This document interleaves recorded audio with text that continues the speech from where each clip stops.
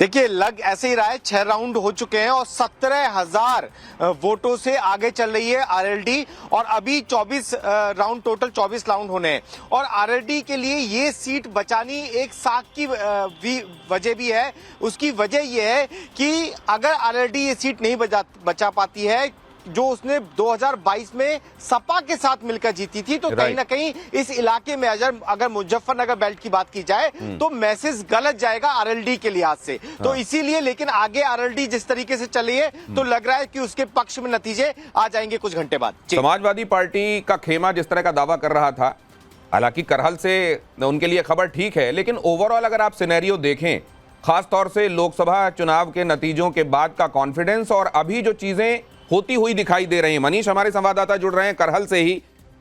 मनीष, करहल में जाहिर है करहल के अलावा की चर्चा भी बहुत हो रही होगी, क्या क्या सुन रहे हैं आप?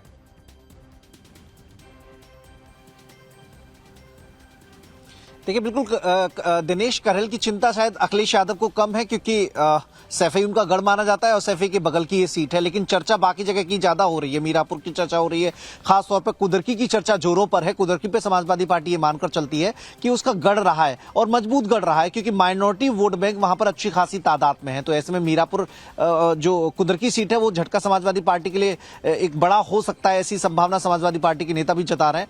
इसके अलावा फूलपुर से भी समाजवादी पार्टी को उम्मीदें थी, खैर में कांटे की टक्कर बताई जा रही थी, लेकिन वहां पर बीजेपी उम्मीदवार आगे चल रहा है। थोड़ी सी खुश अभी तक ईवीएम को लेके तो बात नहीं सुन रहे हैं ना आप? वहां नई सीट से जरूर आ रही है जहां पर शोभावती वर्मा अभी आगे चल रही है, जो कि समाजवादी जी दिनेश, ईवीएम को लेकर अभी ठीकरा फूटना शुरू तो नहीं हुआ?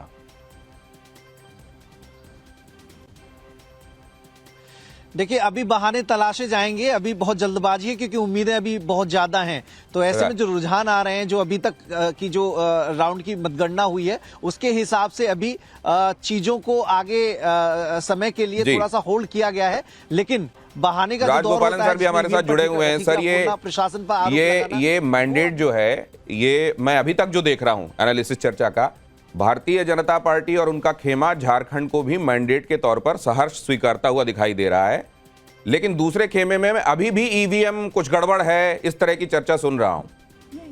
ये हमेशा रोना धोना का बात है। कम से कम मुझे एक चीज भैया, कांग्रेस विचारधारा बदल दिया है, इसीलिए टोक रहे 2024 से 2014 से 2024 तक 10 साल कांग्रेस प्रो मुस्लिम प्रो लेफ्ट पार्टी हो गया।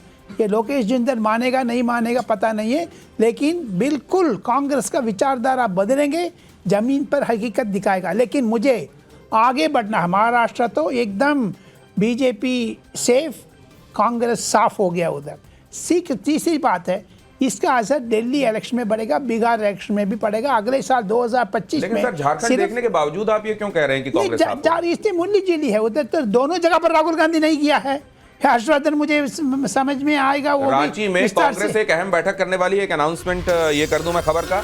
रांची में कल कांग्रेस की अहम बैठक, और उस बैठक में क्या मंथन होगा, जाहिर है ये होगा कि इसमें हम अपना शेयर कितना क्लेम करें, किन किन चीज़ों को लेकर हम क्लेम करें।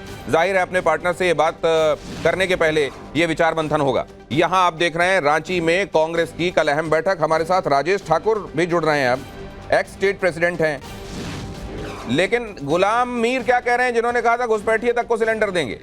मगर जैसे हमने लगातार कहा कि हमारी गठबंधन की सरकार ने बेहतर परफॉर्म करने की कोशिश की, लोगों को रिकॉग्नाइज करने की कोशिश की थी, खासकर महिलाओं को।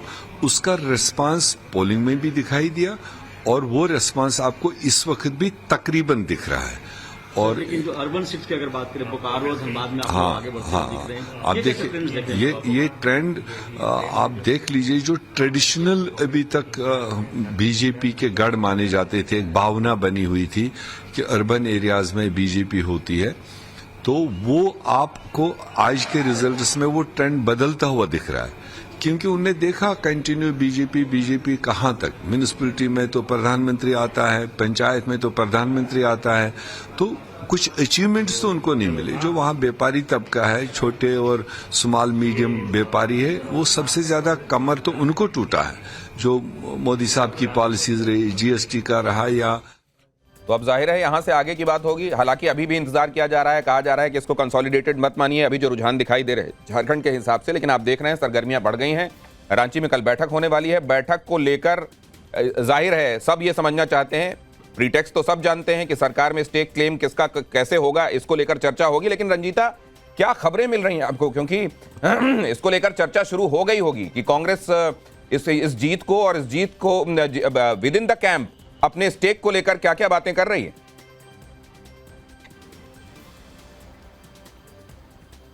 बिल्कुल, देखिए कांग्रेस के लिए थोड़ी बेहतर स्थिति जरूर बन रही है, क्योंकि झारखंड ने इज्जत बचा ली है। झारखंड में एक बार फिर गठबंधन की सरकार बनती हुई दिख रही है। कांग्रेस हालांकि एक बड़े भाई की भूमिका में नहीं, लेकिन हम कह सकते हैं कि कांग्रेस का प्रदर्शन जिस तरह का लग रहा था, लगभग उसी तरह का प्रदर्शन कांग्रेस झारखंड में करती हुई नजर आ रही है। महाराष्ट्र के नतीजे को लेकर जरूर निराश है, वायनाड की जीत को लेकर कांग्रेस में खुशी, क्योंकि प्रियंका गांधी वाड्रा अब संसद में दिखेंगी। झारखंड को लेकर क्या रणनीति है? कल विधायक दल की बैठक रांची में बुलाई जाएगी, इस तरह की खबर निकल कर आ रही है। वहीं जो 3 ऑब्जर्वर कांग्रेस ने नियुक्त किए थे अलग अलग राज्यों में, महाराष्ट्र में भी किए थे, झारखंड में भी किए, तो ऑब्जर्वर से अभी हमारी बातचीत हो रही थी। उन्होंने कहा कि क्योंकि आज पूरा दिन जो है वो रोक रहा हूं जरा, देवेंद्र फडणवीस देखिए लगातार फोन पर हैं। बड़ा एक स्ट्राइक रेट अभी तक के हिसाब से, अगर आप ये माने जो रुझान है, अगर वो नतीजों में बदल जाते हैं तो 86% का स्ट्राइक रेट ये दिखाई दे रहा है भारतीय जनता पार्टी का महाराष्ट्र के संदर्भ में। यहां पर 149 सीटों पर लड़ी है कुल भारतीय जनता पार्टी और 128 पर आगे चल रही है और 86% का स्ट्राइक रेट। जाहिर है देवेंद्र फडणवीस के पास खुश होने का बड़ा मौका है ये, लेकिन साथ में बहुत सारी चीजें उनको आगे के हिसाब से अब यहां से व्यवस्थित करते भी चलनी है। और यही सरगर्मी आप देख रहे हैं यहां स्क्रीन पर, आपकी स्क्रीन पर ये एकदम ताजे शॉट्स हैं, लाइव आ रहे हैं जो मैं आपको दिखा रहा हूं। और इसमें आप देख रहे हैं देवेंद्र फडणवीस लगातार फोन पर व्यस्त हैं। क्या बात हो रही होगी इसको लेकर बहुत सारे लोग कौतूहल में भी होंगे और बहुत सारे लोगों को मालूम होगा कि एक्चुअली जो बात चल रही है वो क्या हो रही है। आपको मैं इसकी तर्जुमानी करवाऊंगा, अपने रिपोर्टर से के पास जाऊंगा, अमित को खासतौर से स्टैंड। अगर अमित मेरे साथ जुड़े हुए हैं तो उनके पास मैं जाना चाहूंगा, लेकिन इस बीच शिवानी मेरे साथ जुड़ रही हैं। शिवानी के पास क्या अपडेट है, आइए उनके पास चलते हैं। शिवानी, बिल्कुल सीधी तस्वीरें आपको एकनाथ शिंदे के घर के बाहर दिख रही है। नरेश मस्के नजर आ रहे हैं मिठाइयां खिलाते कार्यकर्ताओं को, और साफ तौर पर ये महत्वपूर्ण तस्वीरें इसलिए भी है क्योंकि भाजपा के लिए ऐतिहासिक पल महाराष्ट्र में है, पहली बार इतनी बड़ी विजय। और एकनाथ शिंदे का स्ट्राइक रेट अगर आप देखेंगे तो लोकसभा में भी ज्यादा था, और फिलहाल विधानसभा के जो आंकड़े सामने आ रहे हैं उसमें भी जो मिठाइयां खिलाने का सिलसिला है ये काफी ज्यादा बड़ा हुआ है। कार्यकर्ता जो है वो झंडे लेकर यहाँ पर मौजूद है, और यहाँ पर आप देख सकते हैं कि पार्टी का झंडा लहराते हुए नजर आ रहे हैं। विजय मंत्र जो है वो लोगों को बांटते हुए नजर आएंगे। नरेश मस्के से मैं एक बार एक सवाल लेना चाहूंगी। नरेश जी, मिठाइयां खिला रहे हैं आप कार्यकर्ताओं को, मिठाइयां खिला रहे हैं, ऐतिहासिक जीत है, स्ट्राइक रेट बेहद ज्यादा है। ये देखो, माननीय मुख्यमंत्री एकनाथ शिंदे साहब, उप मुख्यमंत्री देवेंद्र फडणवीस, अजीत दादा, मंत्रिमंडल के उनके सहकारी, हमारे आमदार लोग और हमारे महायुति के कार्यकर्ता पदाधिकारी, उन्होंने जो काम किया है, हमारे सरकार में जो काम किया है, युति के महाराष्ट्र के हर एक स्तर के लिए काम किया है, उसकी ये जीत है। मुख्यमंत्री ये सवाल पूछिए जल्दी से। हमारा नेता, मेरा नेता एकनाथ शिंदे साहब है, मैं पार्टी का कार्यकर्ता हूँ, मुझे लगता है मेरा नेता मुख्यमंत्री होना चाहिए।